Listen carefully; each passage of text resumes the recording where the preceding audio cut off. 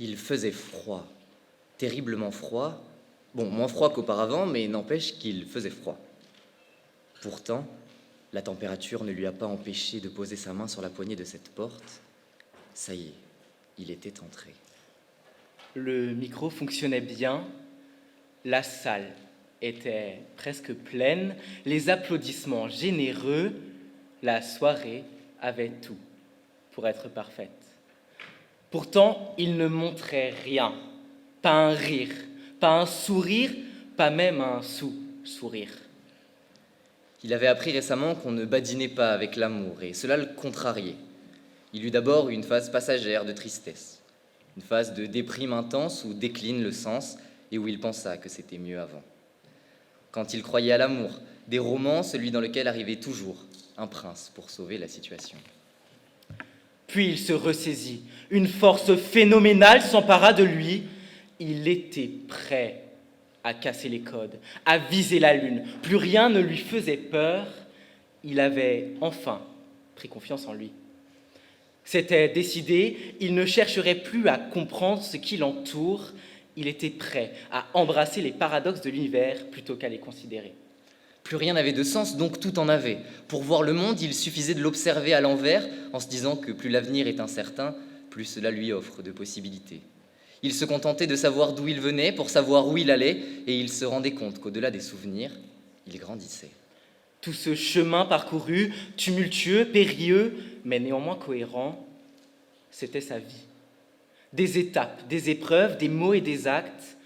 Sur la scène ce soir-là, il réalisa à quel point le discours qu'il venait de prononcer en était une parfaite analogie. Des mots et des pensées, des étapes à respecter, des codes à apprendre, à maîtriser ou à briser. Un dernier souffle. Le discours est une prolongation de soi, une part de nous que nous donnons à voir aux spectateurs. Ce soir, nos 8 finalistes vous montreront chacun une partie d'eux-mêmes.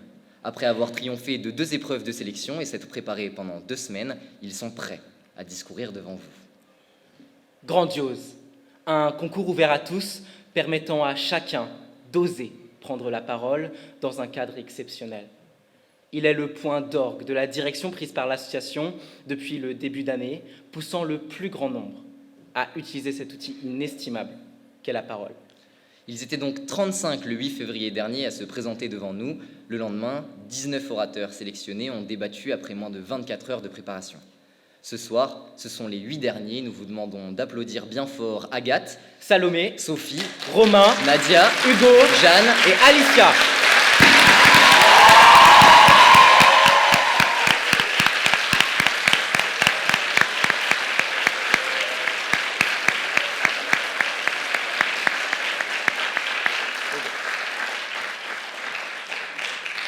Chacun d'entre eux va vous proposer un discours de 6 minutes sur la thématique de son choix, vous promettant de passer par toutes les émotions.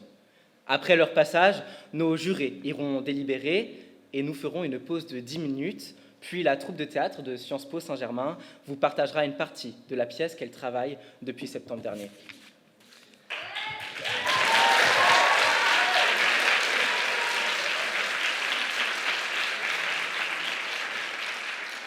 En parlant de jury, nos honorables jurés sont venus de toute la région parisienne. Ils sont 6 et ont toutes et tous leurs particularités. Avocate de formation et créatrice de l'École des orateurs, notre première jurée est habituée des prises de parole. Madame Sandrine Simon de Bessac.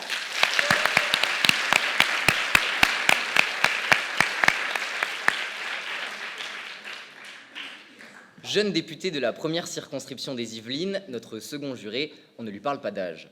Après un double diplôme entre la School of Public Policy de la London School of Economics et l'École d'affaires publiques de Sciences Po Paris, il s'est naturellement dirigé vers des engagements politiques. Veuillez applaudir chaleureusement Monsieur Charles Rodwell.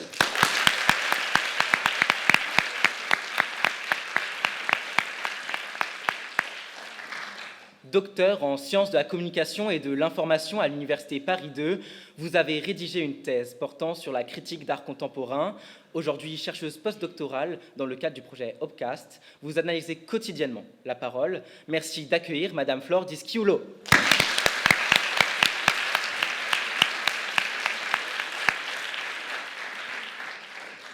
Notre prochaine jurée est une spécialiste très spéciale. Ses thèmes de recherche sont plus longs que mon CV, donc je ne parlerai que des plus importants. Stylistique de français moderne et contemporain, rhétorique et littérature, histoire de la langue littéraire, histoire de la langue romanesque. Elle a plusieurs cordes à son arc et la précision d'analyse d'un sniper. Mesdames et messieurs, Christelle Reggiani.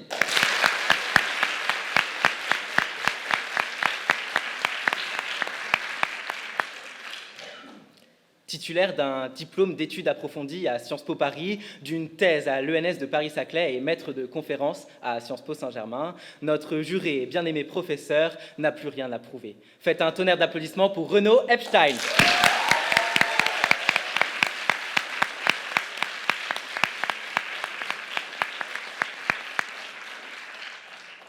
Enfin, on ne le présente plus, le président de notre jury est un habitué de l'éloquence. Maire de Saint-Germain-en-Laye, avocat, professeur, son expérience et sa connaissance des codes de la prise de parole seront des atouts considérables pour juger nos oratrices et orateurs de la soirée. Nous l'appelons d'ailleurs à vous dire un mot avant le début de la soirée. Merci d'applaudir chaleureusement Arnaud Péricard.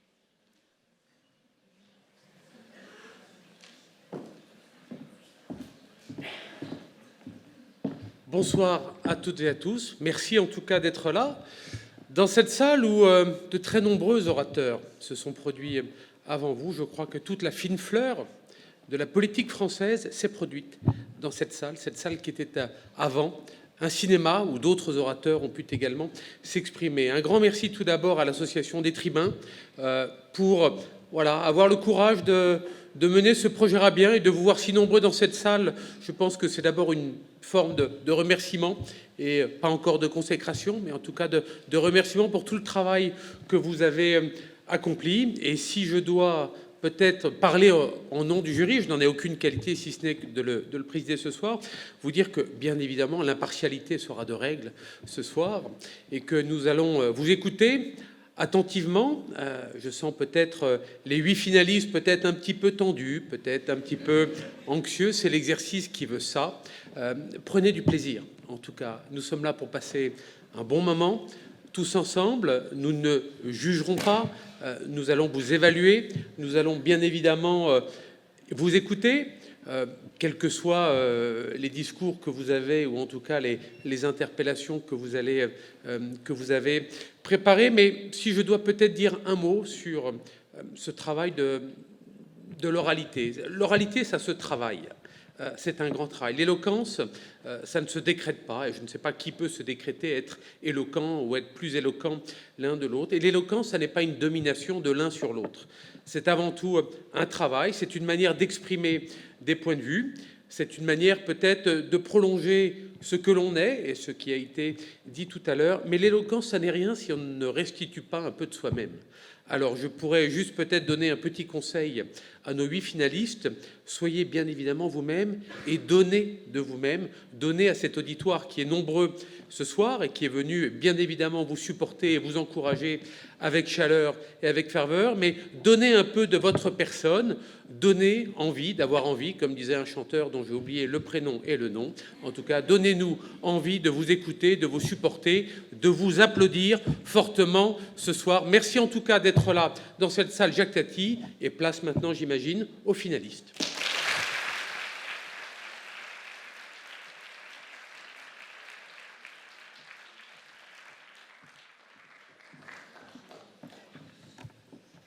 Un grand merci, monsieur le maire, ainsi que tous nos jurés, pour votre présence. Votre expertise, tant sur la forme que le fond des discours, sera extrêmement utile pour départager nos orateurs. Nous souhaitons bien sûr remercier l'ensemble de nos partenaires qui nous ont accompagnés pour cet événement et qui nous permettent de le mener à bien. Donc merci à Nature et Découverte, à Gilbert Joseph, à la chocolaterie Pascal Legac, au Merveilleux de Fred et au Bowling Mouffetard pour leurs précieux dons. Un immense merci à Sciences Po Saint-Germain-en-Laye et à CY Université, ainsi qu'à la mairie de Saint-Germain-en-Laye pour leur soutien logistique. Un remerciement tout particulier au Bureau des Arts et à la troupe de théâtre de Sciences Po pour leur participation à l'événement. Un grand merci.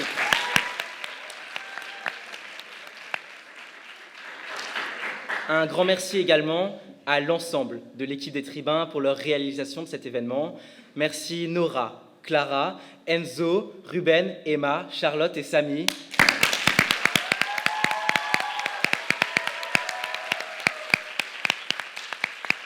Et bien sûr, merci à Émile pour sa participation à l'événement. Et Erwan.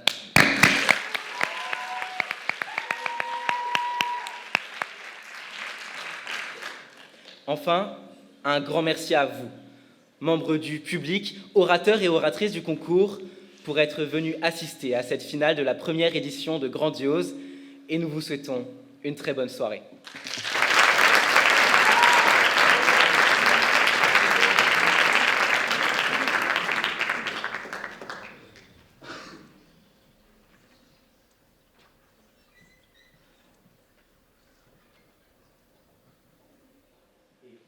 Pour le premier discours, nous appelons Agathe Littmann-Santi sur le sujet « Un jour, mon prince viendra ».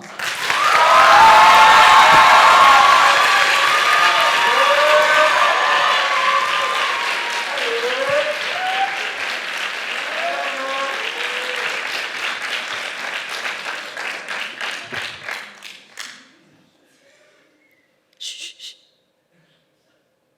Vous entendez ?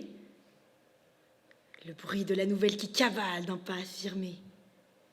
C'est dans cette ville lointaine, presque inconnue, elle court dans les rues et arpente les faubourgs. Tout Lutèce est au courant. On l'entend crier « Attrape-moi si tu peux !» mais rien ne l'arrête. Elle court, laissant derrière elle une brise d'air frais soulevant les jupes des jeunes filles fluettes. Tous les habitants sont au courant qu'un jour, mon prince viendra. Et le tien aussi. Peut-être sera-t-il à la bourre, mais il viendra, c'est certain. La ville est préparée depuis longtemps et n'attend que ça.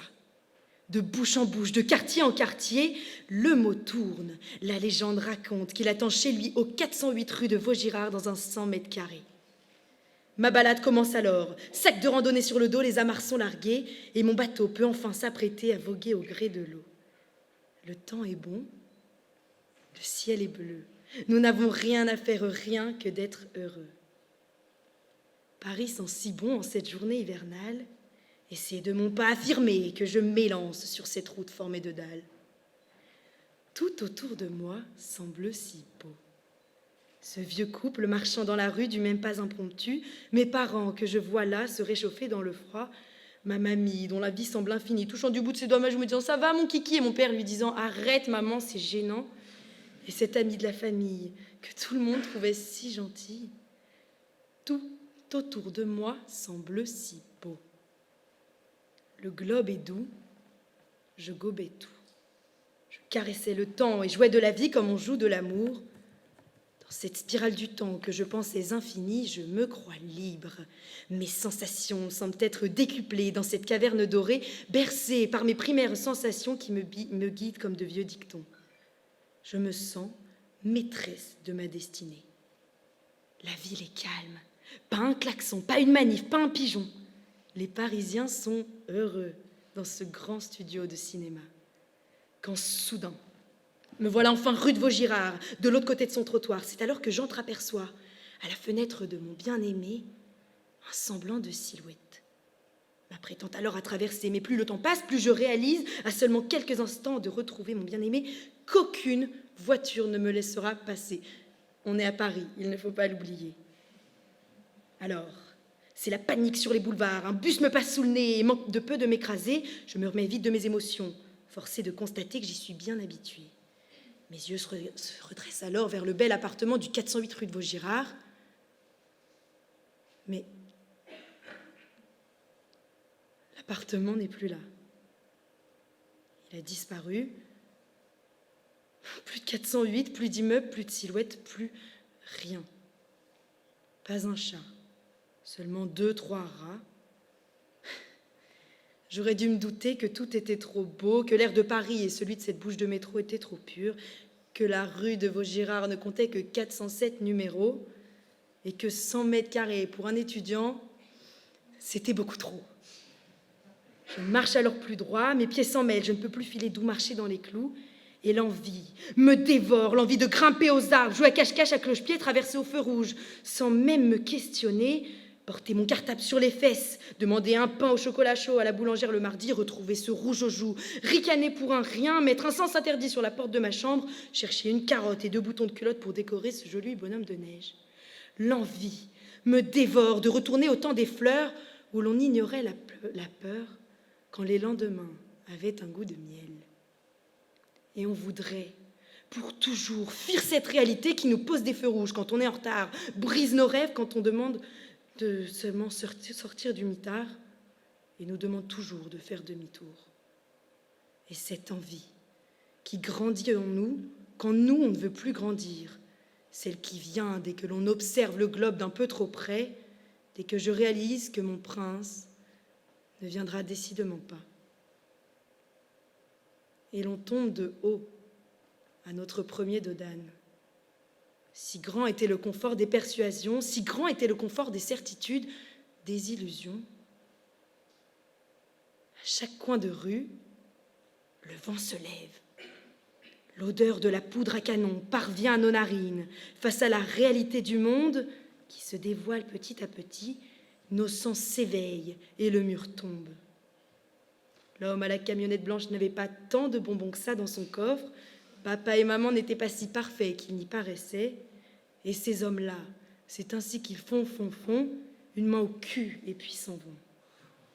Les souris ne rendent visite qu'aux habitants des appartements délabrés. Le marchand de sable vient juste pour vous cambrioler. Et la mort, un jour, sans prévenir, vient toquer. On ne sait pourquoi, mais de pied ferme, on dresse le mât. On ne tente plus de comprendre la vie, mais de l'affronter et accepter qu'il ne viendra pas, ce foutu prince, même si on ne sait pourquoi. Accepter alors que tout ne peut être compris, que le temps passe, que les instants s'effacent, que les paroles se tassent, que les gens partent, qu'ils ne soient plus, même s'ils me marquent, que le monde est une fin, que mon monde est une fin. J'espère seulement qu'il se finit bien.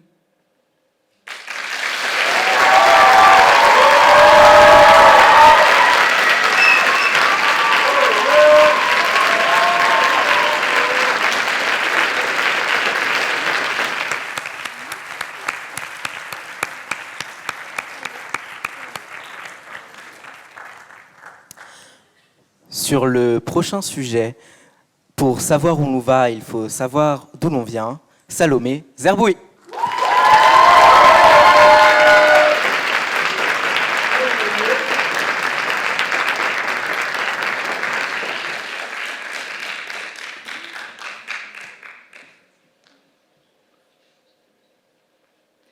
Me touche pas, sale arabe! Ces mots m'ont fait rire sur le moment, rire nerveusement. Ils sortaient de la bouche d'une femme que j'étais la seule à aider dans ce bus alors qu'elle était probablement handicapée. Ce jour-là, j'ai compris. Nous avons beau avoir le comportement le plus exemplaire, nous ne restons aux yeux de certains que de vulgaires étrangers. Je déteste avoir à me justifier sur mes choix de vie et encore plus sur ceux que mes grands-parents ont pris. Mais il faut parfois savoir mettre des mots sur son ressenti, et quoi de mieux que de le faire face à vous ce soir. Je suis issue d'une génération qui se questionne, quoi qu'en disent les 68ards qui pensent avoir le monopole de la révolte, alors qu'ils ne sont en réalité que des gris vieillards. Nous sommes une jeunesse conscientisée. Il est vrai que nous ne savons pas très bien où nous allons, mais cela vient sûrement du fait que nous ne savons pas très bien d'où l'on provient. À la différence de nos parents et nos grands-parents, nous ne cherchons pas à tout prix à nous assimiler. Nous sommes français et nous n'avons pas à le prouver. Mais si sur les papiers cette vérité est sans appel, notre esprit se questionne. Si je suis vraiment totalement d'ici, pourquoi ai-je ce besoin incessant de me rapprocher de mon pays et de ma culture d'origine, alors que mes aïeux ont tenté de me couper totalement de mes racines.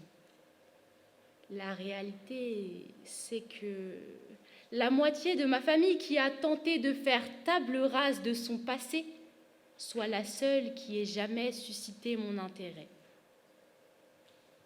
Je sais que la question « mais en vrai, je viens d'où ?» traverse la tête de tous les descendants de l'immigration. C'est que sous le roman national réside cette part de l'histoire française nommée colonisation, qui fait que nous sommes pleins dans cette situation. Nous idéalisons les pays qui ont vu naître nos ancêtres, mais quand, pour plus longtemps que les vacances, on y vit, on se rend compte que de là non plus nous ne sommes pas issus. Nous sommes les jeunes ingrats, nous sommes ceux qui par leur existence font toujours débat. Nous sommes rendus apatrides sur toute terre, la balle que se renvoient les deux États. Mais nous essayons de nous soutenir et de nous souvenir. Nous organisons des groupes de parole, réalisons des documentaires, écrivons des livres, dans le seul but de nous définir. Malgré que l'on s'efforce à me répéter que si tu es française, Salomé, je me demande si un jour je me sentirai pleinement, complètement à l'aise. Je ne suis pas en train de cracher sur le pays qui m'a élevée. Je sais que pourtant certains veulent vous faire croire qu'on déteste l'État qui nous a tout donné. Eh bien, t'as qu'à prendre un billet sans retour pour l'Islamistan si t'y tiens tant. Parce que tous ces jeunes ingrats, on en a marre. La France, tu l'aimes ou tu la quittes. Et voilà, Dédé t'a trouvé entre le poulet et le rosé la solution à tout ce qui te tracassait. Mais non, mon propos n'est pas à la haine, mais à la peine. Mon nom de famille pose problème, je l'ai compris à 6 ans à peine. Alors que le Père Noël venait distribuer des cadeaux à tous ces petits marmots, chacun était appelé par son prénom et son nom. Tout le monde, sauf moi. Vous comprenez, Z-E-R, B-O-U, H-I, c'est quand même difficile à prononcer. Alors, j'étais seulement un prénom. Vous qui n'avez jamais vécu ce genre de discrimination, pensez que c'est un détail, qu'il n'y a pas besoin d'en faire tout un plat, je le conçois.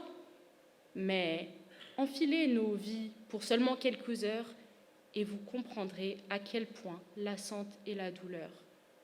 Alors, à mon tour, j'ose espérer qu'en grandissant, nos cœurs finiront par s'apaiser, que nos enfants grandiront dans un climat plus tolérant et accueillant, qu'enfin, après 80 ans sur cette terre, la société cessera de nous faire la misère.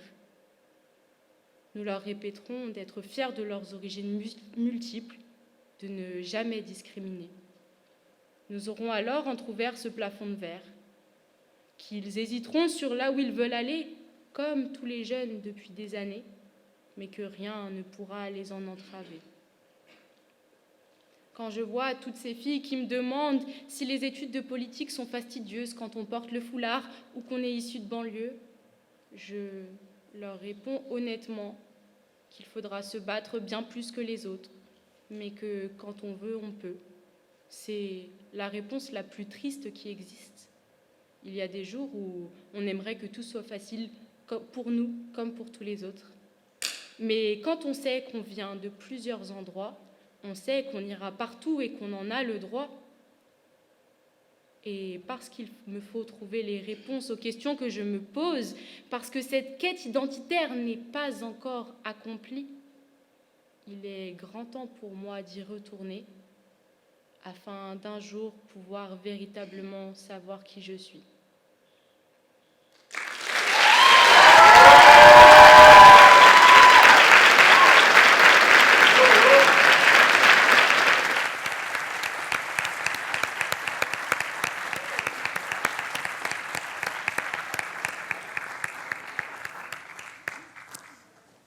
Sur le prochain sujet, si je prenais enfin confiance en moi, Sophie, course.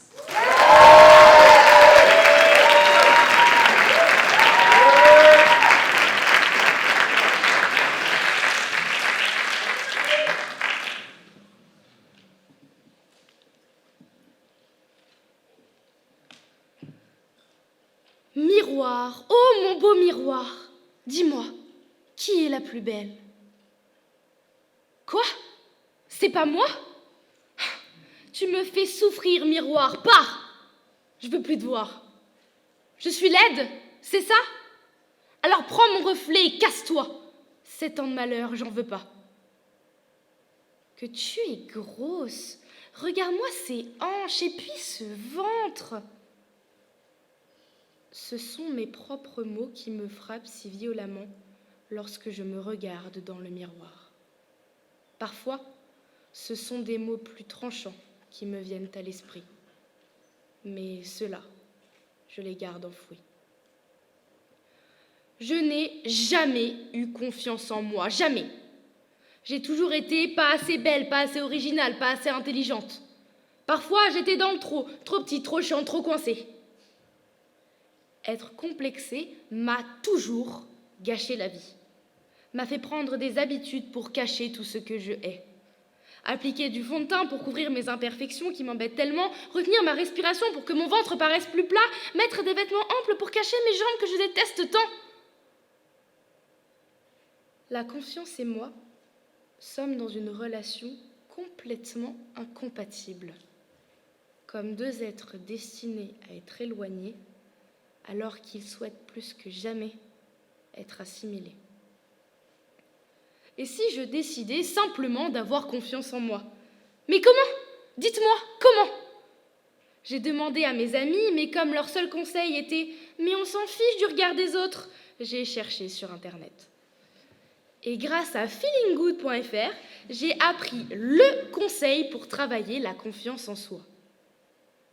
Acceptez que votre corps est votre allié. Mais mon corps n'est pas mon allié. Il ne l'a jamais été.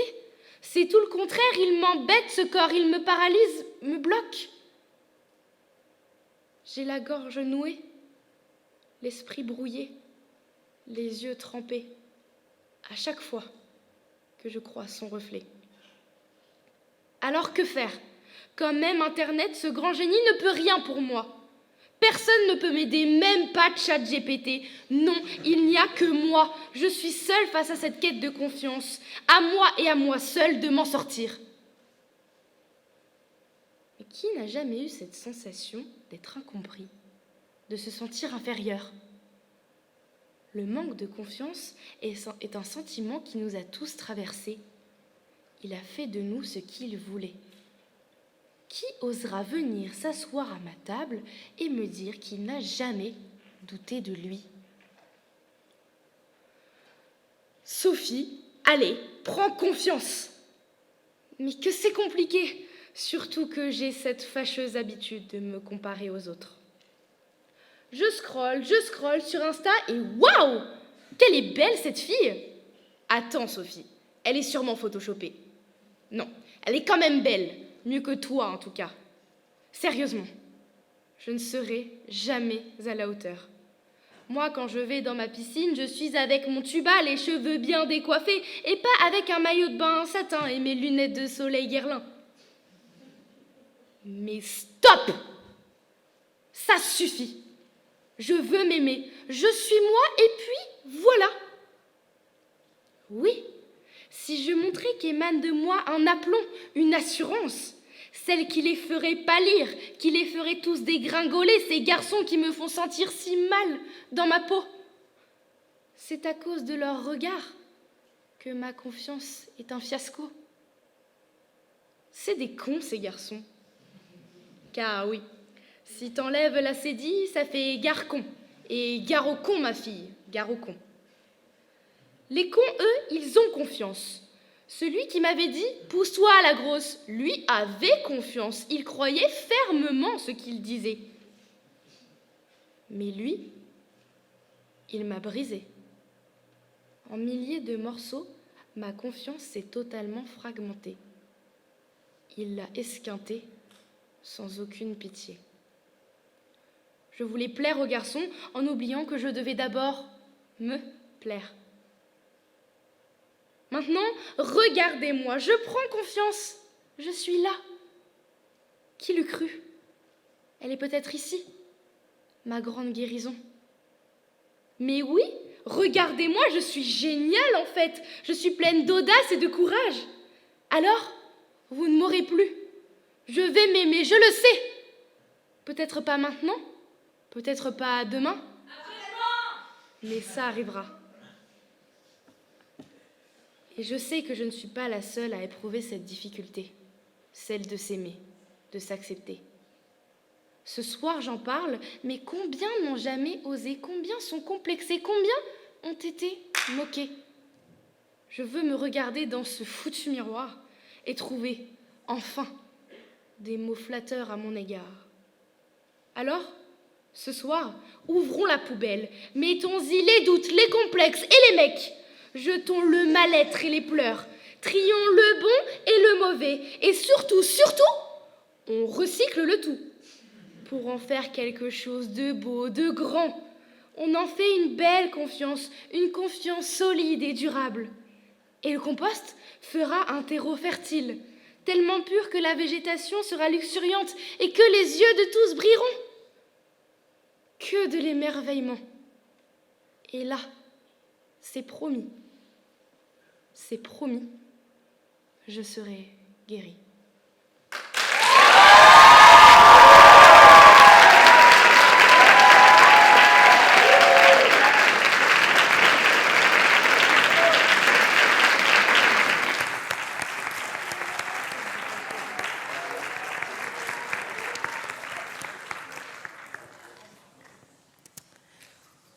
Sur le prochain sujet, pour voir le monde à l'endroit, il faut l'observer à l'envers.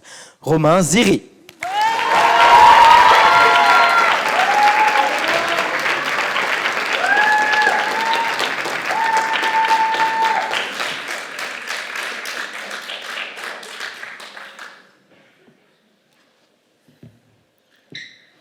Merci à tous de m'avoir écouté ce soir. Pour finir ce discours, un conseil. Allez épouser de nouveaux points de vue. Changez de perspective, bousculez vos habitudes, car c'est ça, regarder à l'envers. C'est regarder différemment pour saisir la complexité du monde, saisir que la réalité s'observe aussi à travers d'autres yeux que les vôtres. La route est encore longue. Revenons une dernière fois sur la photo de Nick. Finalement, son cliché n'était pas à l'envers, il montrait l'envers. C'était une perspective encore inconnue pour beaucoup de monde qui souleva un torrent d'émotions et balaya d'un revers de flash les discours bien pensants. Une photo, pas la guerre, telle était l'histoire du cliché de Nick. Prenons un exemple. On s'interroge sur des détails que les autres n'auraient pas vus, on ne veut plus se laisser berner, on saisit que peut-être l'empreinte de pâte est un peu trop marquée, que l'absence d'étoiles pouvait questionner ou que le flottement sur la Lune d'un drapeau dans l'espace était un peu grossier. Enfin bref, on a marché sur la Lune. Il faut tout de même prendre garde à ce qu'observer à l'envers ne devienne pas un prétexte pour tout remettre en cause. Si on observe à l'envers, ce n'est que finesse d'un esprit nuancé. Son paroxysme, en revanche, est la porte ouverte au complot. C'est la tranche de la médaille. Ceux pour qui la vision du monde repose sur une base aussi bancale qu'un projet de loi de financement de la sécurité sociale. Il faut être lucide. Là où Donadieu vous demande de seulement changer la caméra, le complotiste, lui, vous forçait à croire que c'est la caméra qui pose des problèmes et qu'il le décoda. J'avais promis, mais bon, j'ai pas pu m'en empêcher, désolé. Maintenant, revenons à la photo de Nick. Elle força l'opinion publique, américaine cette fois, pas brésilienne, à observer ce que beaucoup ne voyaient pas jusqu'alors. Peut-être influencés par la propagande, Hollywood ou les deux, la vision de la guerre était ici déformée. Il aura fallu retourner l'objectif pour percevoir que parmi les ennemis se distinguaient de simples gosses. Là est tout l'enjeu d'un monde observé à l'envers. On y saisit mieux son étonnante complexité. Plus notre vision du monde est simple et unilatérale, et plus elle sera en proie aux préjugés et nous éloignera de la réalité. Nous sommes le fruit d'un patrimoine personnel. Nous apercevons le monde au travers d'un certain filtre qui ne saisit qu'en très grande partie nos expériences, notre histoire, notre culture, aux dépens de celles des autres. Regarder à l'envers, c'est justement le conscientiser. Comprendre qu'une perception est forcément sous influence et que votre monde à l'endroit ne l'est pas forcément pour votre voisin, et c'est tant mieux. Voilà ce qu'a réussi à faire la photo de Nick. Balayer les préjugés. Son cliché retourne l'opinion publique américaine. L'injustice d'une telle guerre se trouve questionnée par une photo qui a su cristalliser l'horreur en lui donnant des victimes, des vies, des visages. On proposait une nouvelle vision d'un fait que beaucoup pensaient déjà connaître. C'est cette routine qu'il faut venir challenger. Observer à l'envers, c'est sortir de sa zone de confort. Accepter qu'une première vision n'est pas immuable et que les suivantes non plus. Alors, ne soyez pas blasés en vous baladant dans Paris. N'appréhendez pas le prochain discours ennuyé, mais faites plutôt l'effort d'éloigner tous les préjugés façonnés par votre première pensée. Retournez tout, vous y gagnerez. Du pain! Prenons un exemple d'un objet du quotidien que vous ne regardez plus. Si je vous parle d'un aliment à la surface merveilleuse, nous donnant une impression quasi panoramique, comme si l'on avait entre les mains les Pyrénées, les Alpes, la cordillère des Andes, savez-vous seulement de quoi je parle? Ne regarder le monde qu'à l'endroit, c'est se réfugier dans la facilité. On ne fait plus attention à ce que l'on connaît déjà, on appose à toutes nos observations quotidiennes un label d'intangibilité. Ce qui a été vu ne changera pas. Et on plonge. Toujours plus, tout devient banal, sans saveur, sans extravagance. On regarde tout à l'endroit de la même manière. Le monde devient morne, car inchangé selon notre perspective. Pardon. Débutons plutôt ce discours en procédant dans l'ordre. Rémi Donadieu nous explique que pour voir le monde à l'endroit, il faut l'observer à l'envers. Drôle d'ineptie a priori pour un photographe, mais n'y aurait-il pas sens caché? Bousculer notre perception de la réalité, appréhender de nouvelles perspectives ou sortir de sa zone de confort pour mieux observer le monde, voilà l'essence d'une citation qui n'est en fait ni bête ni conne. Bon, promis, je n'en ferai plus, vraiment. 8 juin 1972, plongé dans l'enfer de la guerre, Nick Hutt distingue une voix dans le grondement des bombes américaines. Il se retourne, voit l'horreur, vise, appuie sur le déclencheur et prend la photo. 5 enfants, fuyant leur village en pleine guerre du Vietnam. Et au centre, Kim Phuc, 9 ans. Dénudée, chaque centimètre de son corps la brûle. Elle crie, elle pleure, elle hurle de douleur. Kim Phuc, c'est la petite fille au napalm qu'une simple photo est venue immortaliser.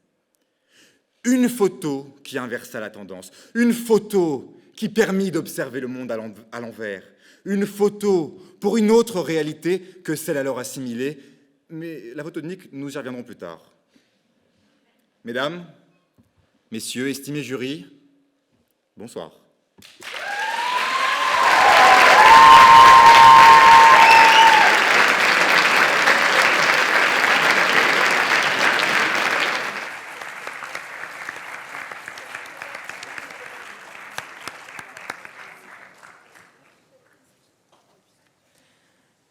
Sur le sujet « Grandir plus que des souvenirs », Nadia Youssef.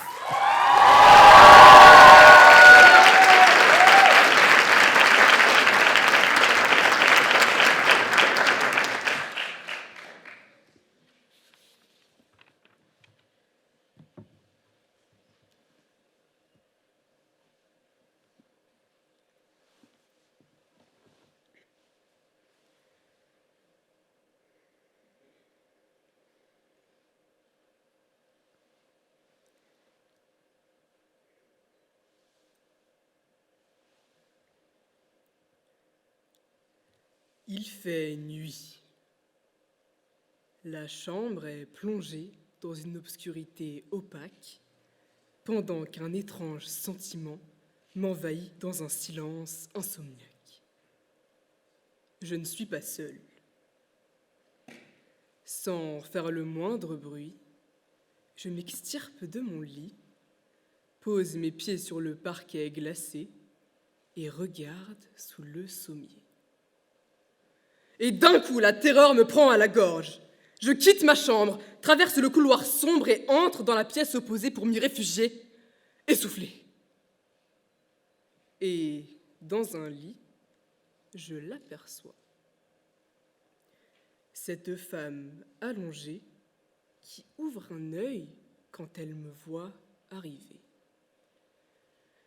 Effrayé, j'avance vers elle et lui dis « Maman, il y a un ver de terre sous mon lit. » Ce souvenir, j'y repense souvent.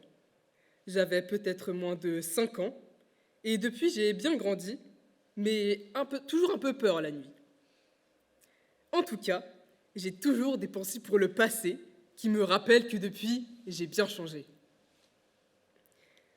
Néanmoins, ces souvenirs, qui se déroulent comme la bobine d'un film, ne sont pas les seuls marqueurs de ce processus que l'on connaît tout au long de notre vie. Grandir. Grandir, un mot de syllabes et 7 lettres. Un mot qui pourtant ne se termine jamais. Un mot plein de promesses qui semble contenir toutes les vérités les plus secrètes de l'univers. Grandir. Pas seulement associé à l'enfance, on grandit durant toutes les étapes de notre vie. On ne s'arrête jamais, on évolue toujours, sans retour en arrière. Et loin derrière, ces souvenirs qui ne restent pas figés dans le passé continuent à nous orienter vers notre destinée. Manger un gâteau au chocolat, regarder les traînées blanches des avions dans le ciel, gambader à travers un champ de pâquerettes, autant de ces madeleines de Proust, toutes mielleuses et voluptueuses qui nous transcendent et nous transportent vers l'avenir. C'est vrai. Mais grandir, c'est pas seulement tendre la main pour attraper nos rêves. Grandir, c'est difficile. C'est même tout à fait exaspérant, comme ces enfants qui nous disent « J'ai trop hâte d'être plus grand ». Et on a tous envie de leur répondre « Ah mon petit, tu vas voir quand tu seras grand, tu te diras qu'avoir été enfant, c'était beaucoup plus marrant ». Grandir, c'est oublier. Oublier qu'on était quelqu'un d'autre, plus jeune, plus insouciant, qui voulait tout voir, découvrir et rire, et dans la plupart des cas, seulement jouer, manger et dormir. Oui, quand on grandit, on peut oublier comment c'était quand on avait 8 ans. Quand on grandit, on oublie comme on a changé jusqu'à nos 18 ans. Quand on grandit, on oublie ce que c'est d'être adolescent. C'est bien connu. Toutes les grandes personnes ont d'abord été des enfants, mais peu d'entre elles s'en souviennent. Et c'est normal, mais petite confidence, moi, j'ai vraiment peur d'oublier.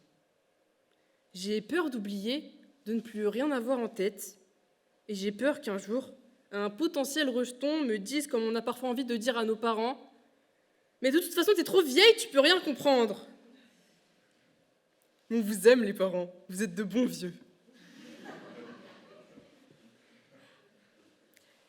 Plus que des souvenirs, grandir, ça reste finalement un grand mélange de tout, un peu comme une œuvre d'art réalisée par un bébé, en pâte à modeler. C'est étrange, chaotique, un peu baveux, parfois joli. Enfin, on n'y comprend pas grand-chose.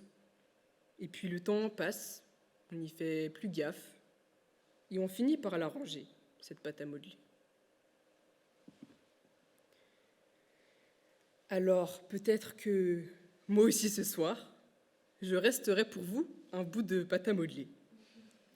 Votre mémoire finira par m'occulter, mais au moins, on aura passé ensemble un moment juste le temps d'un instant, et j'espère quand même vous avoir transporté sur les traces de quelques souvenirs fugaces.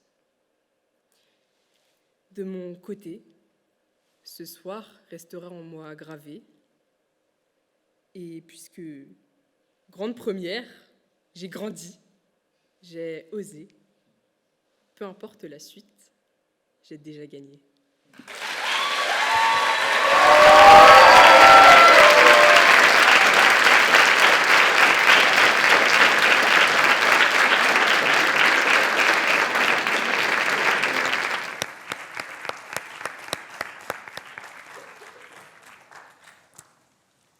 Avec le sujet « On ne badine pas avec l'amour », Hugo Demanze.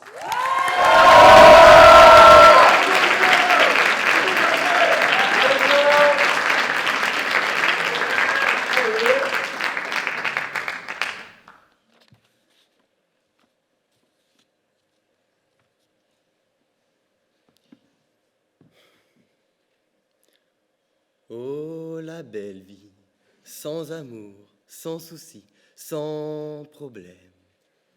Sacha Distel était sans doute ivre d'hydromel quand il a écrit ces paroles confessionnelles. Mais Sacha, tu as vraiment essayé de nous faire croire que l'amour n'est qu'une succession de complications qui nous empêchent d'être heureux. On dit cela seulement pour une raison.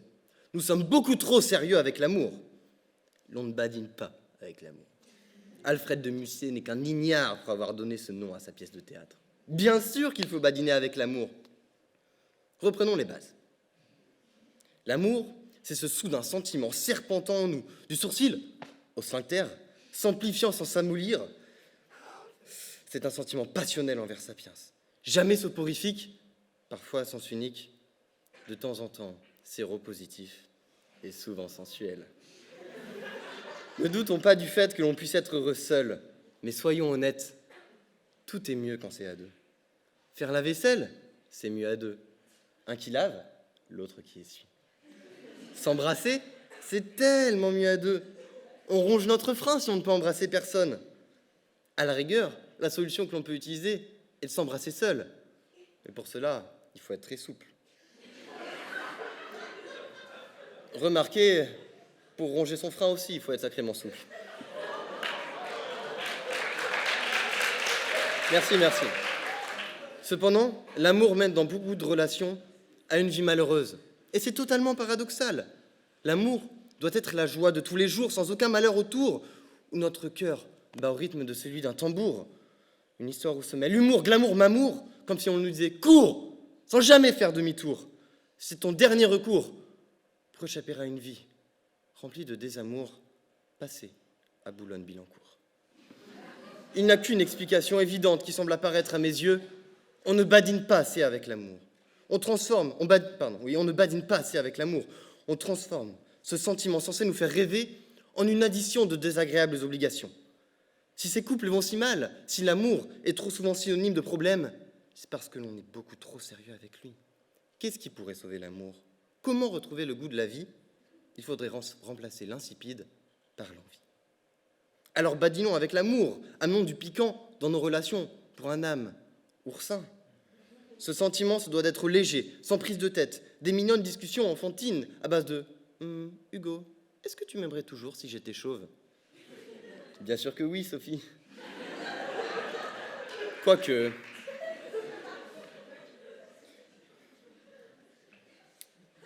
Malheureusement, on a souvent du mal à conserver cette insouciance au fur et à mesure du temps qui passe. Lorsque l'on veut inviter notre Dulcinée ou notre Roméo à se restaurer, il faut arrêter de nous pencher sur le cadre parfait à choisir, avec le meilleur vin à table, son mets préféré dans le menu, et une sortie à l'opéra à la fin du repas. Non, nous nous fourvoyons complètement. Certes, personne ne serait contre un fabuleux dîner au sommet de la Tour Eiffel avec champagne, petit four à volonté, moi le premier. Mais reconcentrons-nous sur l'essentiel, le moment partagé avec la personne, sans se disputer parce que tu m'as fait manger de la mozzarella alors que tu sais que je suis intolérant à la lactose. Profitons de l'instant présent, sans nous soucier de ce qui nous entoure. Ne peut-on pas fêter la Saint-Valentin le lendemain parce qu'il y a match de Ligue des Champions ce soir-là? Merci. Il faut savoir badiner avec l'amour, savoir sortir des codes et suivre sa propre voie.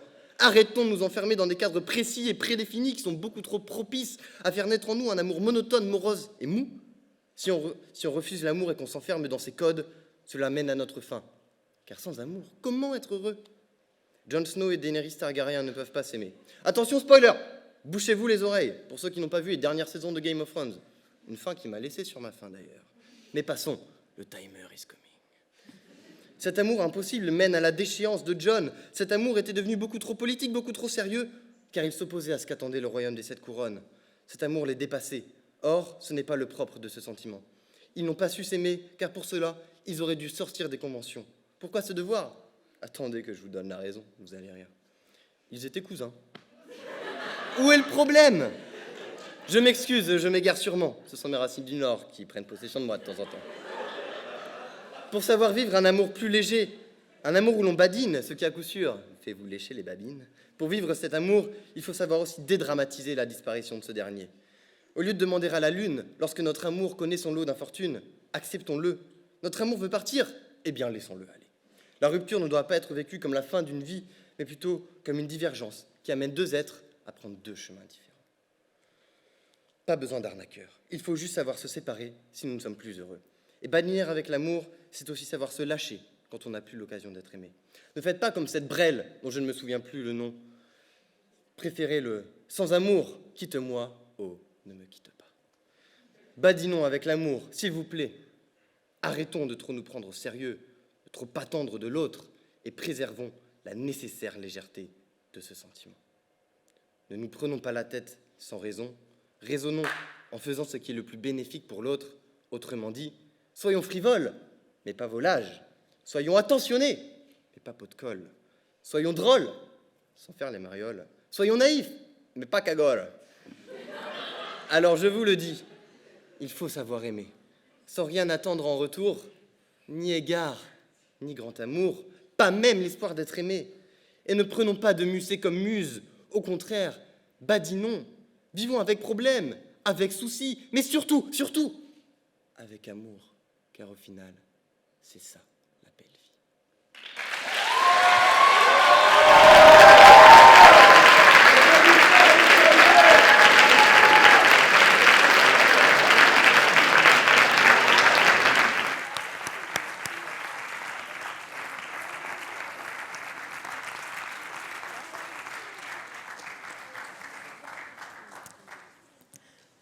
Sur le sujet « Cassons les codes », Jeanne Garcia.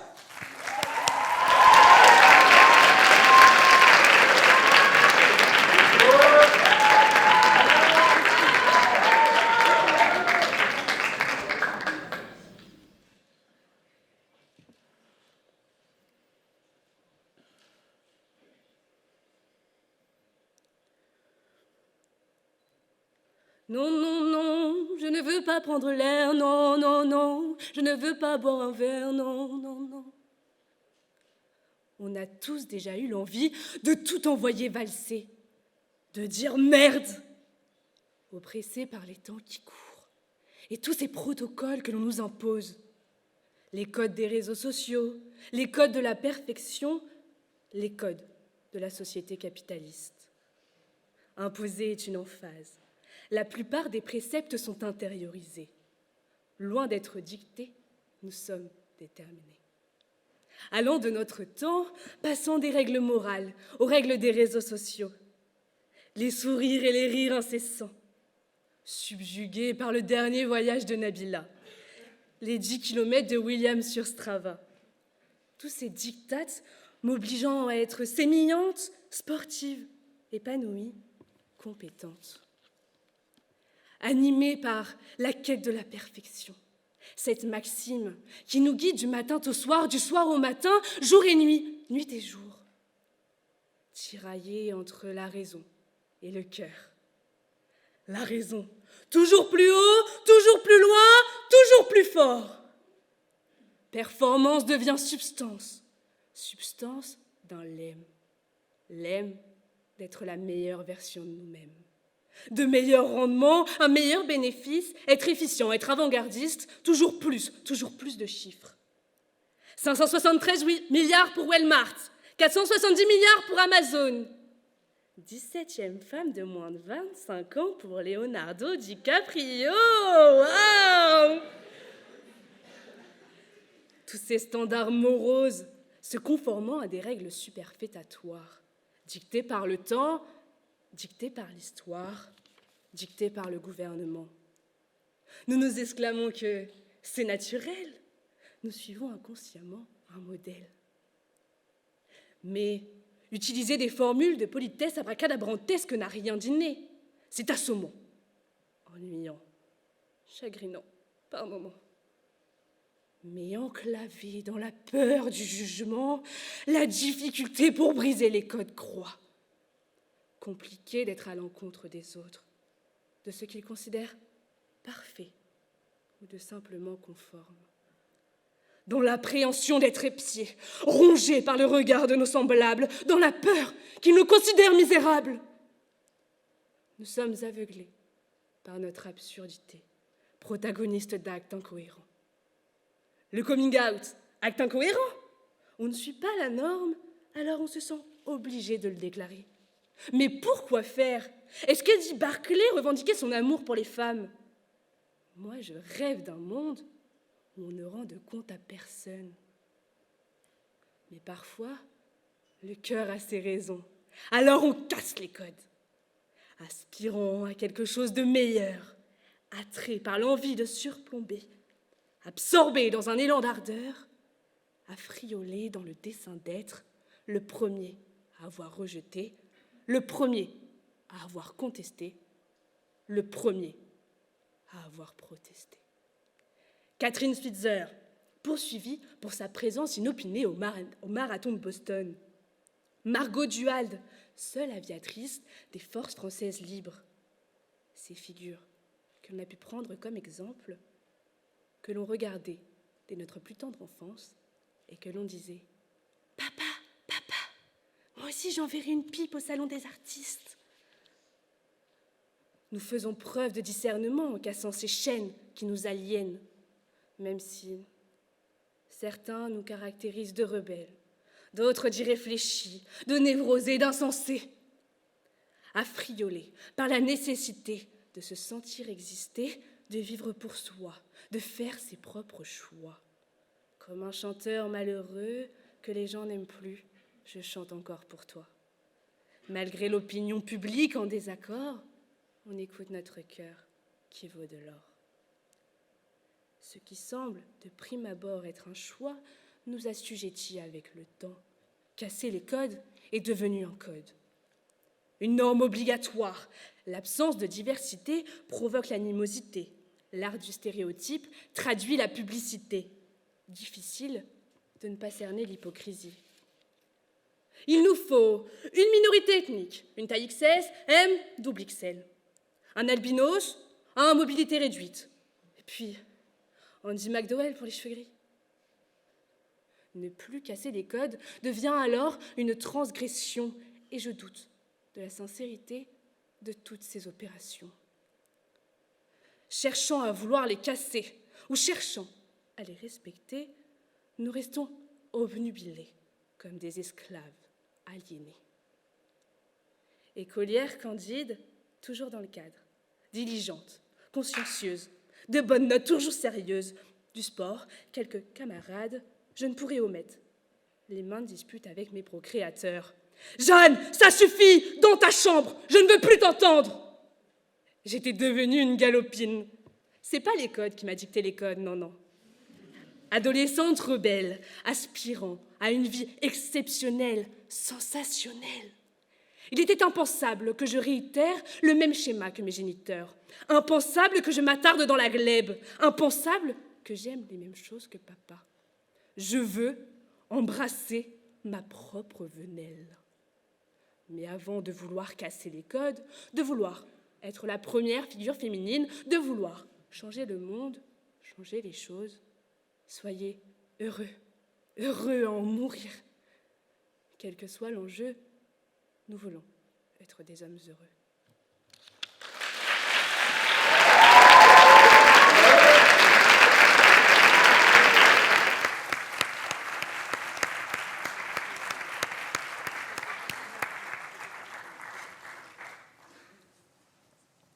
Et enfin, pour le dernier discours, sur le sujet C'était mieux avant, Alicia Bosch.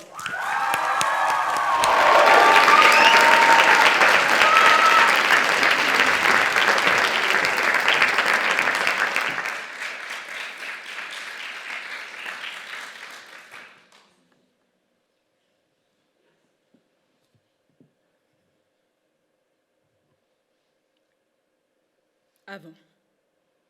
L'inspiration m'envahissait. Les idées me faisaient bouillonner de l'intérieur. Impossible de rester en place. Vite, du papier. Et puis, j'ai pris mon stylo en main. J'ai posé la pointe, prête à sentir au bout la bille rouler sur la feuille. Et rien. Rien, pas un mot. J'étais incapable d'écrire quoi que ce soit. Face à ma copie de concours, mon avenir à Sciences Po semblait compromis. La peur, je connais pourtant la peur. J'ai disserté sur ce sujet brillamment, en toute humilité. Mais le génie s'était évaporé à mesure que les entraînements s'enchaînaient. Tout ce que j'avais fait de mieux, je l'avais fait avant. Avant. Cet instant, ce temps universel que tout le monde connaît sans pouvoir parfaitement le déterminer. Oui, c'est vrai, quand a-t-il commencé ? Il y a quelques secondes, mois, années, millénaires, quelque part entre maintenant et le tout premier instant. Chacun place le curseur sur la ligne continue de son histoire. Pour tous, il y a eu un avant, matérialisé par de doux et tendres souvenirs. Les crêpes de mamie pour le goûter, les effluves de tortillas fraîchement préparées. Leurs prouesses sont sans commune mesure. Ils nous donnent l'eau à la bouche, nous enrobent d'arômes d'antan. Jusqu'à ce que nous prenions conscience, frappés par un éclair de lucidité, que les souvenirs ne font que nous bercer pour mieux nous endormir face à la dure réalité, du lever du soleil jusqu'au crépuscule du jour. Nous avons tous au bras une invisible perfusion de nostalgie qu'on lutterait corps et âme pour préserver. Mais elle entraîne une perte de sens de la réalité, une confusion des idées avec le risque d'y rester. Abruti par cette morphine immatérielle, ce bonheur chimique élaboré, qui s'en détournerait ? Qui préférerait entrevoir son futur ? Nos souvenirs créent un refuge face au fracas des obus sur les champs de bataille, un cocon qui préserve des discours alarmants sur le sort inéluctable du monde. La naïveté bien cachée de l'esprit, qui fuit sans arrêt la raison, nous fait voir les bons moments. Les affres de la vie passent à la trappe. L'oubli en fait son affaire. Il ne laisse entrevoir que ce que nous avons pu vivre de mieux. Ne passe en boucle, ne surjoue que nos plus précieuses résurgences. Alors, prenez un siège devant le défilé de vos réminiscences, vous ne serez jamais déçus. Mais pouvons-nous seulement vivre, plongés dans cette illusion permanente, quoique rassurante, cajolante, enivrante, elle ment, manipule, elle nous fait oublier le présent, ce surgissement continu d'instants bientôt révolus. On finit les pieds et les mains liés dans le carcan de nos souvenirs, asservis par le diktat du passéisme. Oui, cette exclusivité pour le passé, empreinte de nostalgie exacerbée, ce regard fixé vers des horizons déjà connus. Ces adeptes vous diraient « Voyez, on ne peut plus rouler vite alors qu'avant on mettait 6 heures pour aller à Marseille. » Sardou vous le dirait bien mieux que moi. Alors Michel, peut-être que tu hais ce temps, mais il faudrait essayer le TGV. Pour 3 heures de trajet, le progrès, ça a du bon. Accepter cet enfermement dans le passé est un aveu d'échec face à tout ce qui s'offre à nous. Au fond, je le comprends. Ça fait mal de laisser filer le temps quand on pense qu'il prend la mauvaise direction. Quand on pense qu'on ne ressentira plus jamais le même bonheur, le même amour, la même confiance qu'auparavant. Que tout ce qui pouvait nous rendre heureux avant est maintenant confiné dans l'espace exigu de nos pensées. Et quand le temps vient nous manquer, dans un dernier souffle, nous ne voyons que l'avant. Nous ne prenons pas le temps d'imaginer un après, sans que la créativité ne soit tenue pour responsable. Alors, tant que nous avons encore le temps, ne vaut-il mieux pas aller de l'avant ? Même si c'est faire face au brouillard que représente notre avenir, la régence de la réalité édite sa loi. il y a un après. Pour certains, beaucoup dans cette salle, ça sera un appartement, la signature en bas du contrat qui les mène à l'indépendance. Pour d'autres, ça sera un jour de mariage, cette décision embrumée par tant de bonheur et de confettis qui pousse à jeter un bouquet sur un couple qui n'en a peut-être pas envie. Pour d'autres encore, ça sera l'arrivée du premier enfant, tant désiré, chéri pour le restant de ses jours.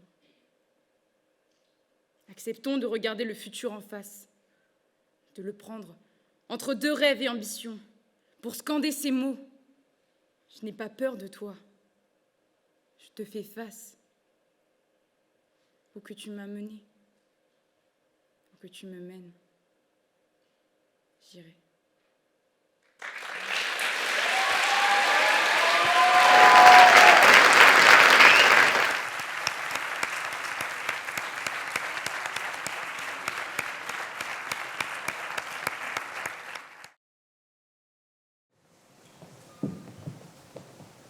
Papier. Pardon? Pour l'étal, là. Les papiers. Vous savez, je suis là, je dérange personne.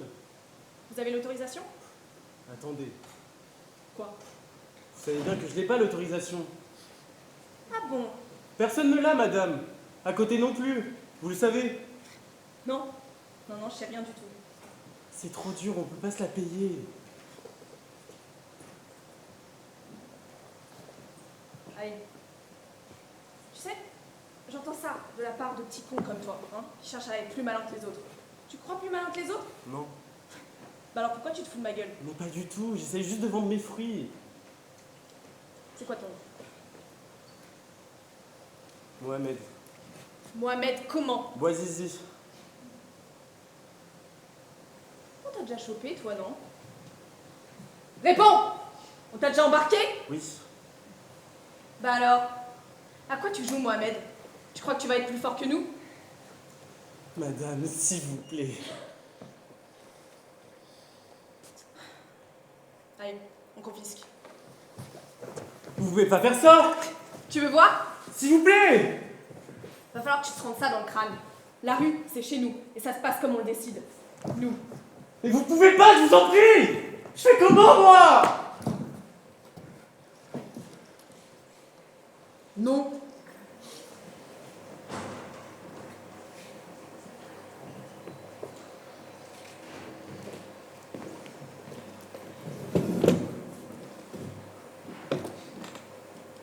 Boisizi. Prénom. Mohamed. Profession. Je vends des fruits et des légumes. Numéro de licence. Justement, madame. Vous n'avez pas de carte? Non. Pas d'autorisation de vente. Pas vraiment. Pourquoi tu dis que t'es vendeur alors? C'est-à-dire, c'est ce que je fais pour gagner ma vie, vous voyez? De la vente illégale. Tout le monde fait ça, madame! Je vois, objet de la requête. Je voudrais récupérer ma marchandise. Celle que tu vends sans autorisation. C'est tout ce que j'ai. Ça a un prix, ça.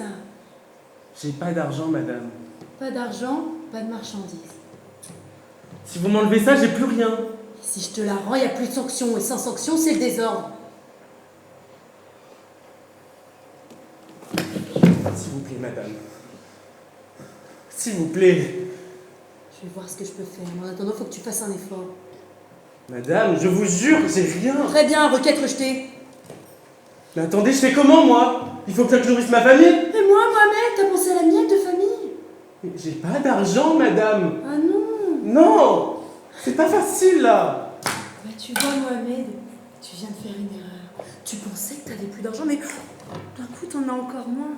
Parce que t'as plus ta marchandise. Et on va la laisser pourrir, ta marchandise. Ou alors, on se la distribuera entre collègues.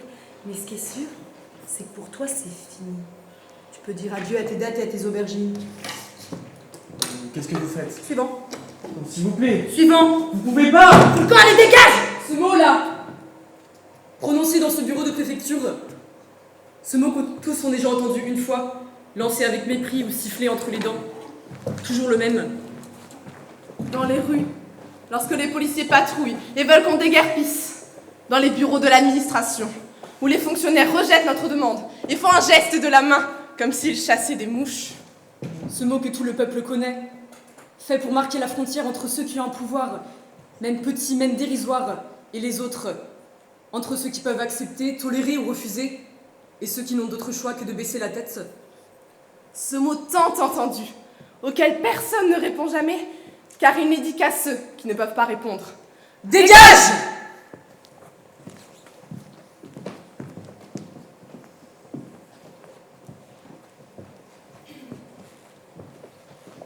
Que fais-tu, Mohamed? Je m'assois. Au milieu de la rue? Ici, ce sera bien. Personne ne fait cela, Mohamed. Allez, lève-toi. Non. Je vais faire ce que j'ai décidé de faire. Ne reste pas là. Qu'est-ce qu'on va dire de toi? Les gens vont se moquer. Personne ne se moquera. Mais qu'est-ce que tu fais, Mohamed? Arrête, les gardes vont sortir. Tu vas avoir des ennuis, Mohamed. Non. Je n'en aurai plus. Que fais-tu, Mohamed? Je verse le contenu du bidon sur mon corps. L'odeur m'entoure, me saute à la gorge et me fait presque tousser. Arrête, tu es fou! Vous êtes loin, vous ne pouvez pas m'empêcher. Vous n'êtes même pas encore sûr de comprendre ce que je fais. De toute façon, même si vous mettiez à courir tout de suite vers moi, ce serait trop tard. Nous nous arrêtons de marcher. Quelque chose est bizarre dans ta présence, dans ta laideur, dans ta pâleur. Mais de là à penser que... Je sors un briquet. Si nous avions le temps, nous te dirions « Arrête, fils, pense à ta mère !» Si j'avais le temps, je vous répondrais que je pense à elle. Si nous avions le temps, nous te dirions « Arrête, fils, imagine toutes ces années dont tu vas te priver !» Si j'avais le temps, je vous dirais que ces dernières secondes sont comme une vie entière. Tout va trop vite. Tout est très lent.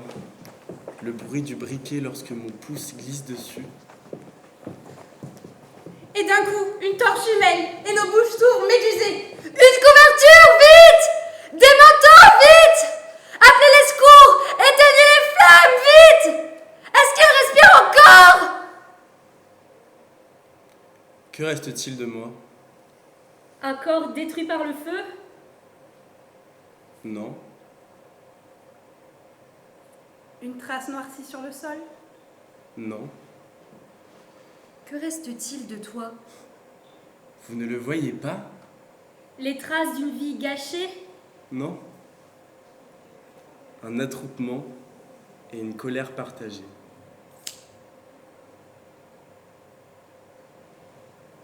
Comment ça commence? Comment ça prend, comme on le dit, d'un incendie? Comment ça grandit cette chose dans la rue, de bouche en bouche? Comment ça court, de quartier en quartier, pour saisir d'incrédulité la ville entière? Comment ça produit un choc comme un coup de poing qui laisse souffle court? Comment ça pénètre les maisons, venant bouleverser les vies de chacun? Comment ça répète toujours les mêmes phrases, de balcon en balcon, dans les arrière-cours et sur les pas de porte. Basboussa, vous êtes sûr?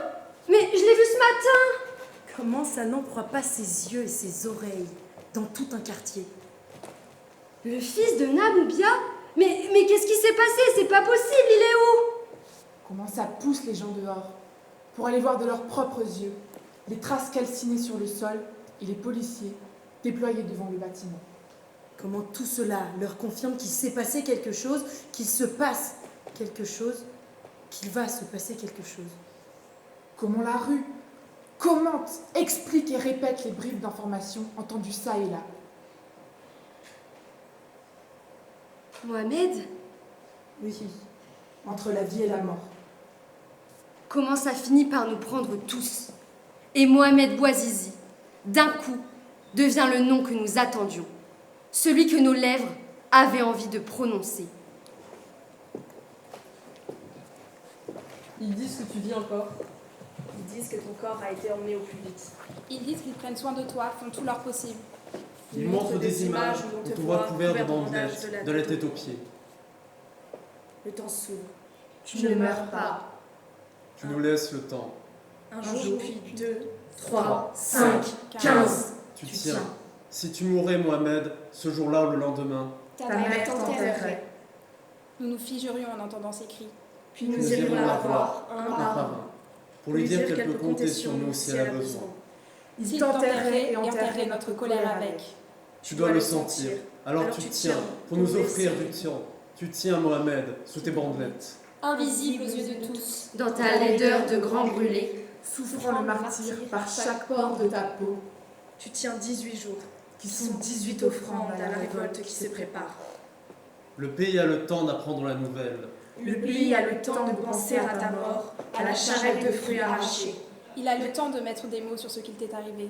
Et de sentir que ces mots, il les connaît depuis longtemps. Humiliation, arbitraire, ces mots les ont toujours accompagnés. Pauvreté, corruption, ça fait monter la colère. Le pays a le temps de comprendre que ce que tu as brûlé en t'immolant, c'est notre servitude. Tu as brûlé notre silence et notre soumission. Tu as brûlé nos jours lents sans perspective de rien. Tu tiens, Mohamed. Et petit à petit, nous nous pressons, restons devant l'hôpital et décidons de ne plus bouger. Nous sommes de plus en plus nombreux. Et c'est là seulement que tu meurs. Au bout de ce long chemin de souffrance. Lorsque nous sommes prêts à comprendre ce que tu nous as offert en allumant ton briquet. Alors nous te portons. Regarde, Mohamed, nous sommes une foule. Nous te portons. Nous prenons ton nom, Mohamed Bouazizi. Ton nom qui sera désormais celui de notre colère. Comment ça grossit maintenant, dépassant tout ce que l'on aurait pu imaginer, s'étendant de ville en ville, de région en région. On parle d'abord de manifestation, mais le mot n'est pas assez grand. On parle de révolte, mais le mot n'est pas assez définitif. Commence à se met à parler de nous alors partout, sur les chaînes du monde entier. Tunis devient la capitale de quelque chose qu'il reste à nommer. Comment nous ne pouvons plus reculer, parce que nous sommes ivres de ce qu'il se passe tout autour de nous. Comment ça s'embrase littéralement pour devenir, sans que plus personne ne puisse en douter, le début d'une révolution.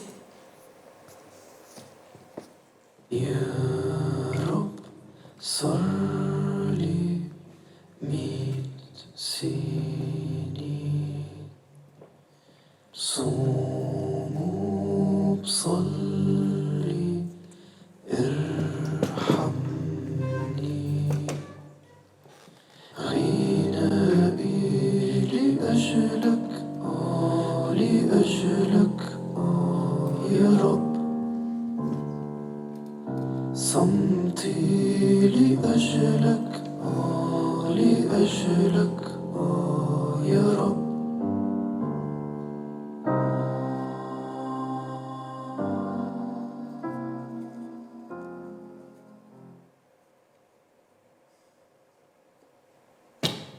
La colère de la vie trop chère, ça ne suffit pas. Le chômage, la corruption, la fatigue de traîner sa peau en sachant que rien ne viendra, ça ne suffit pas. L'indignation face au mépris des plus riches, la captation des richesses, l'humiliation permanente, ça ne suffit pas. Même l'immolation de Mohamed Bouazizi, ça ne suffit pas. Il faut aussi l'humiliation de nos pères. Et celle de nos grands-parents. Il faut un long temps de révolte avortée, de manifestations réprimées. Il faut être d'une lignée de colère ravalée. Et chine pliée de père en fils, depuis des générations. Et ce qui naît alors, c'est ce qui nous traverse aujourd'hui. C'est une rage plus vieille que nous. Ce n'est pas seulement nous qui emplissons les rues de nos villes. Ce sont les fantômes de ceux qui nous précédèrent et ne purent pas crier. Attrapez-le! Tyrans! Dictateurs! Courez!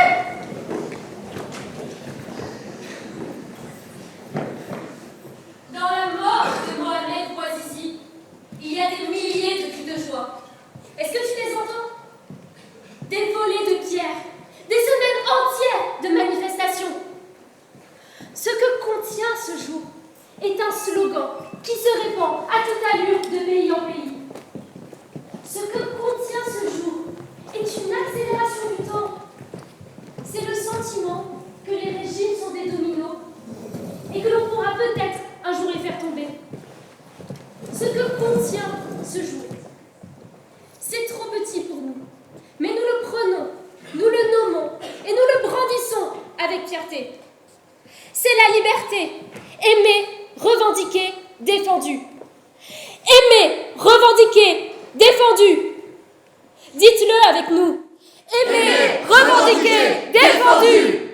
Aimer, revendiquer, défendu. Dites-le tous ensemble. Aimer, revendiquer, défendu.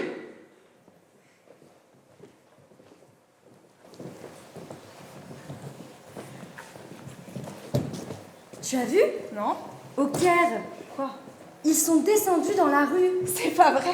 Notre foule grandit, ici, ailleurs, au Caire et à Tripoli. Des frères et des sœurs que nous ne connaissons pas, mais qui nous ressemblent. Nous prenons les mêmes risques, bravons les mêmes interdits, crachons sur les mêmes morgues, ici et là. Vous avez vu? Non. À Homs et à Sanaa? Quoi? Nous sommes d'un coup si nombreux. Vous avez vu? Ben Ali, Moubarak, Kadhafi, Bachar el-Assad. Ces noms que l'on prononçait hier avec peur sont aujourd'hui raillés. Vous avez entendu? Non. Hier, dans la manifestation, avenue Bourguiba, Quoi? ils ont changé les slogans. Mais explique! Ce n'est plus le pain que nous réclamons. Ah ouais? Ce ne sont plus les réformes. Qu'est-ce qu'on réclame alors? Ben Ali, dégage! Non! Qui a osé? Un d'entre nous. Ben Ali, dégage! Repris immédiatement par toute la foule, comme s'il attendait ces mots depuis longtemps. Ben Ali, dégage! Il n'y a plus d'autres revendications, plus d'appel aux réformes, juste ce mot, si souvent reçu en silence, la tête basse, mais aujourd'hui, repris par ceux qui l'humiliaient et hurlés à plein poumon. Ben Ali, dégage! Dégage! Ce mot, plus fort que tous les autres, ce mot qui contient toutes les colères. Dégage! Dégage! Dégage! Dégage!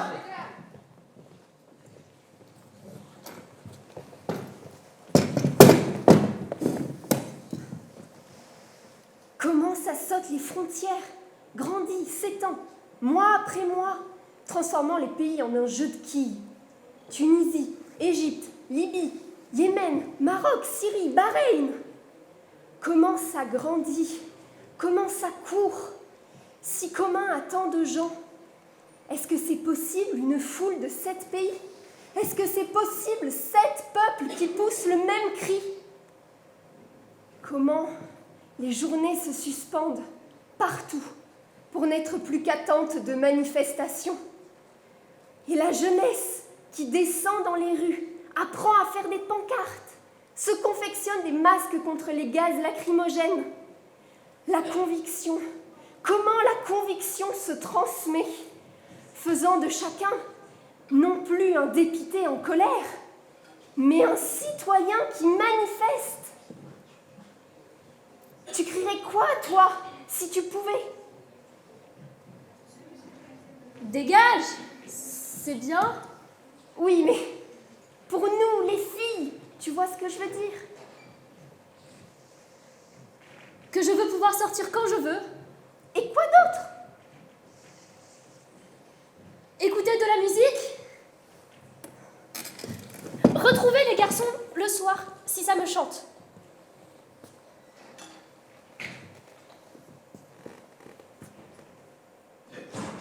Et toi? Merde! À qui? À mon père? Ils ne sont pas prêts pour ça.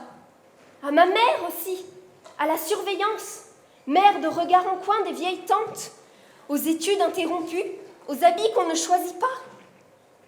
Non, non, j'ai mieux encore. Merde à notre virginité. Tu dirais ça, toi? C'est ça qu'elles crient, les filles, dehors. Tu n'entends pas? Comme tu y vas. Écoute, liberté, liberté, ça veut dire foutez-nous la paix. Ça veut dire laissez-nous libres de baiser, de ne pas baiser, de dire oui, d'essayer, de dire non. Laissez-nous avoir envie, ou pas. Ce n'est pas une révolution d'hommes.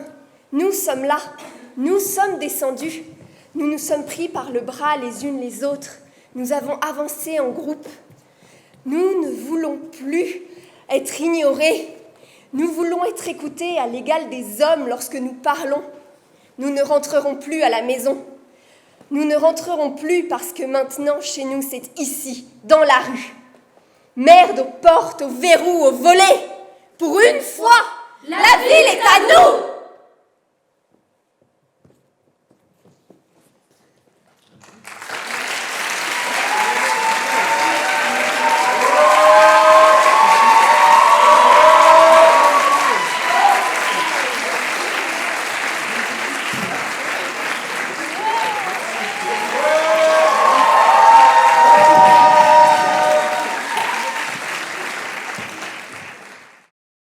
Bonsoir. Alors, voici le moment tant attendu, les résultats du concours. Juste avant de déclarer les vainqueurs du concours, on va appeler sur la scène tous les demi-finalistes à nous rejoindre. Donc rejoignez-nous les demi-finalistes, on les applaudit bien fort.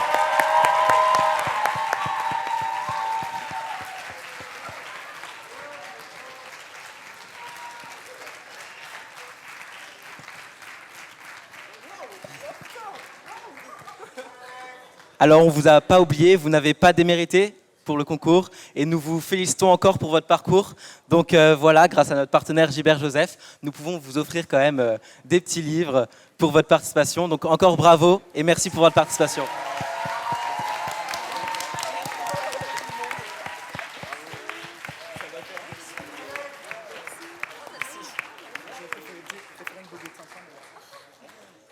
Il nous en manque juste un. Ah oui, non, pas livre. Voilà, merci beaucoup.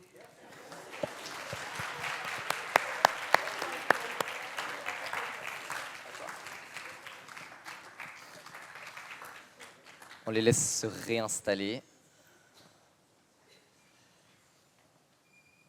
avant de passer au moment que vous attendez tous, qu'on attend tous aussi. Donc j'appelle maintenant le jury, l'estimé jury, à monter sur scène pour donner les délibérations.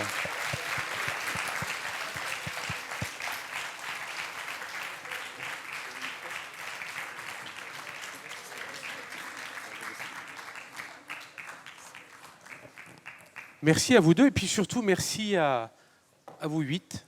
On a vraiment passé évidemment un très très bon moment et nous avons eu aussi à délibérer. Alors je vais passer la parole individuellement à chaque membre du jury qui va pouvoir un petit peu s'exprimer sur ce qu'il a pu ressentir, les critères, s'il avait décidé d'en appliquer ou pas, mais évidemment remercier l'association Les Tribuns. Bravo pour tout le travail. Je sais ce que c'est que d'organiser une soirée comme celle-ci. C'est compliqué, ça demande également beaucoup de temps. Et puis il y a eu tout le travail préparatoire avant. Alors merci à vous. Merci également à la direction de Sciences Po Saint-Germain, à travers toi, Renaud et Céline Braconnier, bien évidemment. Et puis sans plus attendre, je vais passer la parole à tous nos membres du jury. Ça a été long. Ça a été long. Ça a été long. On a eu des débats. Vraiment, on a vraiment eu des débats, mais ça prouve que l'intensité des débats que nous avons eus était à la hauteur, je crois, des performances de nos 8 finalistes. Alors je vais commencer par donner la parole à Sandrine Simon de Bessac. Sandrine. Bonsoir à tous. Grandiose, grandit et ose. Voici donc un nom bien trouvé. Bien sûr qu'il a osé, Émile, aller me chercher sur LinkedIn alors qu'il ne me connaissait pas du tout. Bien sûr que vous avez osé, vous tous et toutes ici présents, monter sur scène. Et que ce soit ceux qui ont aujourd'hui performé devant nous, ou tous ceux qui ont participé et dont j'ai suivi de loin, mais d'un œil attentif, les présélections, vous avez réussi. Et comme je l'ai entendu, effectivement, l'éloquence est une pratique. L'éloquence, c'est quelque chose qui se construit chaque jour, comme le musicien qui, lorsqu'il arrête de jouer, eh bien, perd un petit peu de son excellence. Nous devons tous, à chaque fois, reprendre nos mots, ciseler nos phrases et tenter de vous emporter. L'éloquence, ce n'est pas quelque chose qui se réussit à tous les coups. Il y a des moments où on est très bon, il y a des moments où on est moins bon, et ce n'est pas grave. Mais par contre, il faut toujours oser. Et c'est en osant, comme vous l'avez fait, que l'on grandit, comme vous êtes en train de le faire, et que vous réussirez. Bravo à tous.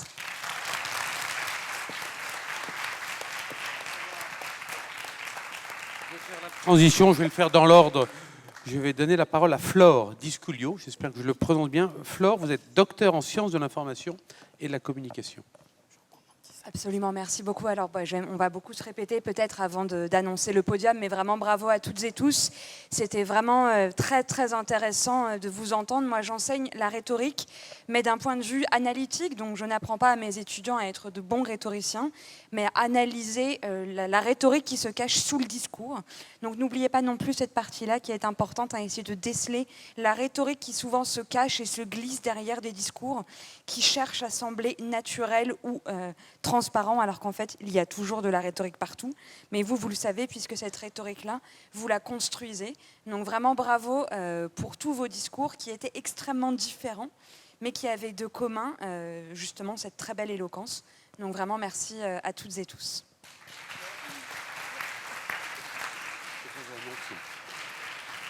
Christelle Reggiani, qui est critique littéraire et professeure de stylistique. Je voudrais juste ajouter mes remerciements. C'était tout simplement, je crois qu'on a passé un très bon moment avec vous, une très bonne soirée. Donc c'est le signe de la réussite de vos discours. Alors on a eu un petit peu de mal à élaborer le podium qui va vous être dévoilé bientôt parce qu'il y avait beaucoup de grandes qualités dans tout ce qu'on a entendu ce soir. Donc voilà, je vous dis bravo à tous et à toutes. Merci. Je fais dans l'ordre, sans protocole, mais je vais passer la parole à Charles Rodwell. Charles, il est député de Versailles. À 2 ou 3 ans près, il aurait pu être sur scène, parce qu'il est pas loin d'avoir votre âge. C'est un des plus jeunes députés de France. Charles, merci. Merci à vous, merci pour votre invitation. Je tiens avant toute chose à remercier les organisateurs de cette formidable soirée. Honnêtement, moi j'ai passé une excellente soirée avec vous tous. Moi, ça m'a beaucoup marqué cette soirée parce que vous avez tous choisi des sujets difficiles. Des sujets soit intimes, soit des sujets pour nous faire rire, pour nous envoyer chacun un message. Un message souvent éminemment politique. Et moi, ce qui m'a beaucoup marqué dans l'ensemble des discours que vous avez portés, c'est que vous avez fait honneur à l'éloquence. L'éloquence, on a tendance à estimer que dans le monde dans lequel on vit, c'est finalement une qualité secondaire. Moi, je suis convaincu de l'inverse, que plus que jamais, dans le monde qui est décrit comme un monde en crise, vous devez l'entendre tous les jours, l'éloquence, la prise de responsabilité, la prise de risque est quelque chose d'absolument extraordinaire et on l'a vu ce soir. Et je ne doute pas que vous l'avez vu dans les parcours précédents. La deuxième chose, c'est que je crois que vous avez fait honneur à votre formation. C'est une très belle formation que vous faites. Vraiment. Je la connais un petit peu, puisque j'ai à peu près votre âge également. Et je crois vraiment que vous y avez fait honneur parce qu'il est temps qu'on entende de nouveau la jeunesse qui ose, la jeunesse qui n'a pas peur de s'exprimer et la jeunesse qui porte des messages. Et l'ensemble des personnes qu'on a entendues ce soir, on n'a pas vu de la peur, on a vu au contraire une forme d'ambition, on a vu une prise de risque et ça m'a énormément marqué. Enfin, troisième chose, je pense qu'on a passé vraiment tous un bon moment, vous avez vraiment fait une honneur à cette soirée. Encore une fois, merci. Et j'ai hâte qu'on vous annonce les résultats qui ont été difficiles parce que je crois que si on avait pu nommer absolument tout le monde, on l'aurait fait. Merci à tous. Alors tu as parlé, tu as vanté la qualité de l'enseignement. La transition est toute trouvée avec toi, Renaud Epstein. Merci. Bon, je voudrais commencer par vous présenter des excuses, en tout cas à tous les étudiantes et les étudiants que j'ai en 4A en cours politique territoriale. Je vous fais faire des controverses d'action publique territoriale et en des premières séances, je commence à vous dire, bon, ça va être sérieux, c'est pas les tribuns ici, hein. On n'est pas dans un concours de rhétorique, faut bosser. Bon, après ce soir, j'ai vu que vous aviez bossé, que c'était sérieux, qu'il y avait de l'argumentation, donc voilà, je présente des excuses à toutes celles et à tous ceux que j'ai dit ça. Bon, ça...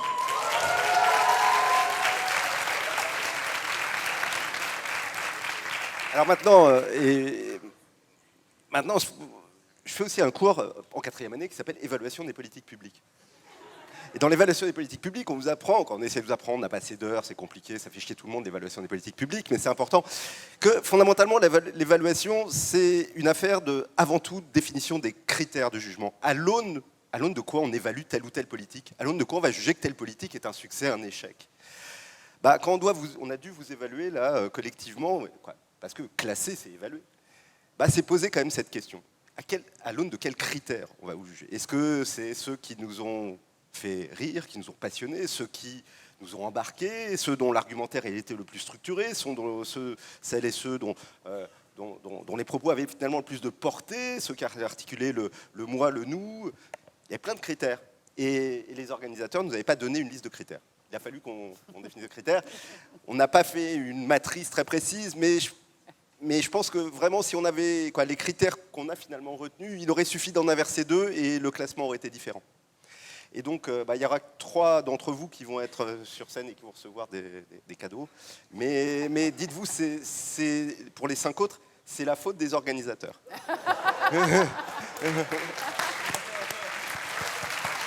Alors, comme Renaud vient de l'évoquer, je vais demander à Christelle Reggiani de bien vouloir remettre le 3e prix.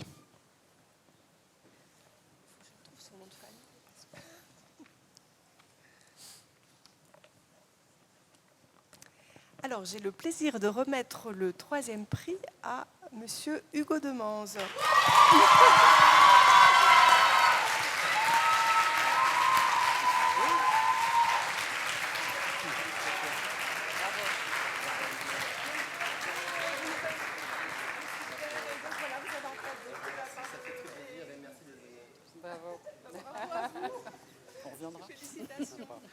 Bravo à Hugo. Je vais maintenant demander à Flore de bien vouloir annoncer le 2e. Alors, on va appeler sur scène Sophie Courte pour le 2e prix.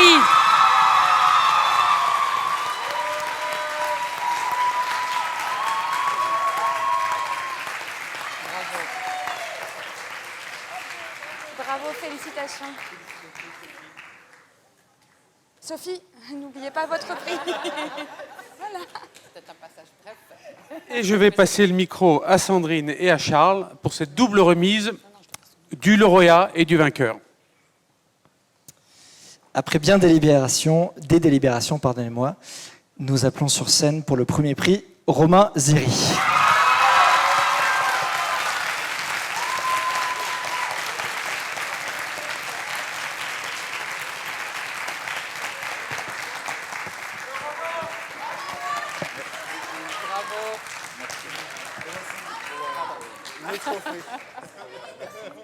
Avec plaisir.